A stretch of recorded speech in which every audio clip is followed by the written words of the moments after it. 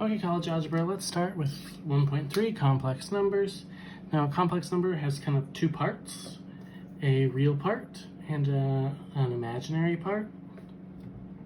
So something like 2 plus 5i would be a complex number. It's got the 2, which is a real number, and the 5i. It's 5 times I is the square root of negative 1. So it's 5 times an imaginary number, so that's the imaginary part. Every real number is a complex number, and every imaginary number is a complex number. The reason for that is every real number could be like 5 plus 0i. 0 times anything is 0, so that's just the number 5, which is real. Or 0 plus 5i. There's no real part, there's really just an imaginary part because of the way 0 behaves. So we're just going to quickly classify these numbers. 3i is imaginary, and if it's imaginary, it is also everything above imaginary in the tree, so it's also complex. Negative 2 is real and also complex. 0.5 plus 4i is has both a real part and imaginary, but it's neither real or imaginary because it has an imaginary part, it's not real. Because it has a real part, it's not imaginary, but it is still complex, while being neither of those two. So that is possible. Now to simplify a negative radical, you pull the negative 1 out and turn it into an I, because the square root of negative 1 is I. So let's think about square root of negative 300 is really the square root of negative 1 times the square root of 300. This is how multiplying under a radical works. This is I times the square root of 300. Now, in order to get something out of a square root, we tend to think of a factor has to have a pair.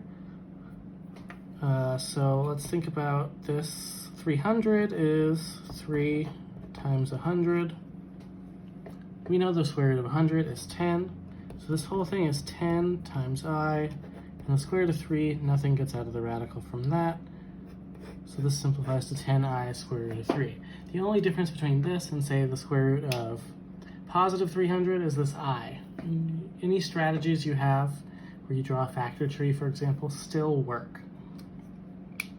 We'll skip number 5 and just go to number 6. You can do number 5 on your own. Square root of 48, square root of negative 1 times the square root of 48, or I times the square root of 48. Now, what are some perfect squares we know about here?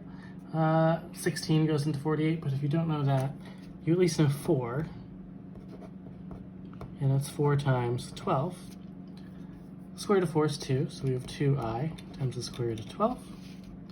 What does 12 break down to? Another 4 and a 3, which is another 2. So it's 2i times 2 times the square root of 3, or 4i square roots of 3. So it shouldn't be too bad to do the square root of complex or negative numbers, because once you pull the I out, there's nothing left really to deal with except dealing with the square root of the positive number. So other applications with negatives under radicals, when multiplying two square roots with negatives underneath them, you would like to combine them and multiply two negatives to make a positive, but you need to pull the i's out first, which sounds gruesome, but it's really not. So this is I times the square root of 3 times I times the square root of positive 7. So I times I is I squared. Square root of 3 times square root of 7 is the square root of 21. Now you ask yourself, what is I squared?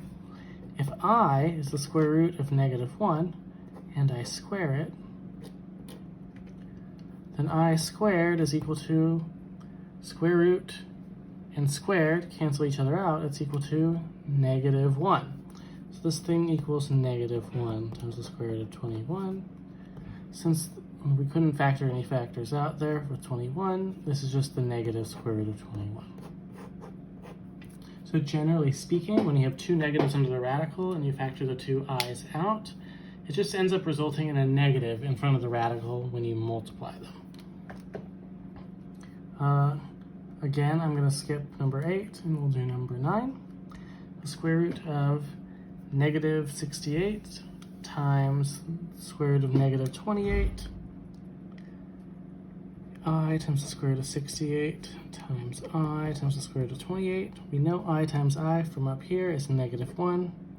My suggestion to you is to not multiply those out and try to find squares. Let's see if we can find some factors. This is 4 times 17. This is 4 times 7. Because they're all multiplied together, I can look for combined pairs between the two numbers. For example, I have two 4s. Now in a square root, if I have two 4s, 4 times 4 is 16, and the square root of that is 4. One of them gets to come out. Now 17 and 7 are both prime, so we will leave them both under the square root because they don't have a pair. So this whole thing is -4 times the square root of 17 times 7 is 119. Now, in most things you've encountered in the past, multiplying is easier than dividing. However, in the case of imaginary or negative numbers under radicals, that is not true. Because just like when we were multiplying, we need to factor out the I first. So I square roots of 64 over I square roots of 4. And something nice is going to happen. We've got I divided by I, so they cancel out. So each time this occurs, we simply no longer have any of our i's, and we can just work with the positive numbers. The square root of 64 is just 8. The square root of 4 is 2. So 8 divided by 2 is 4. Nice and simple. Following the trend we've been on, I'm going to skip number 11 and go to number 12, the square root of -78 over the square root of -9. Again, same strategy. I divided by I cancels. Now 78 breaks down into 2 times 39, which is 3 times 13. Do I have any pairs there? Those are all prime. No, which means nothing comes out of the square root, so we leave that alone. But we do know that the square root of 9 is 3. And sadly, that is all I can do. If I can't take anything out of the square root, I cannot simplify from there. So that's nice and easy. Sometimes you would like to not be able to simplify.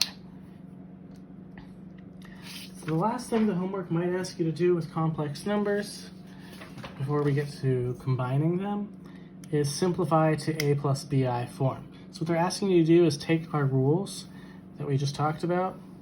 We're breaking negative numbers out of square roots and turning it into a plus bi form.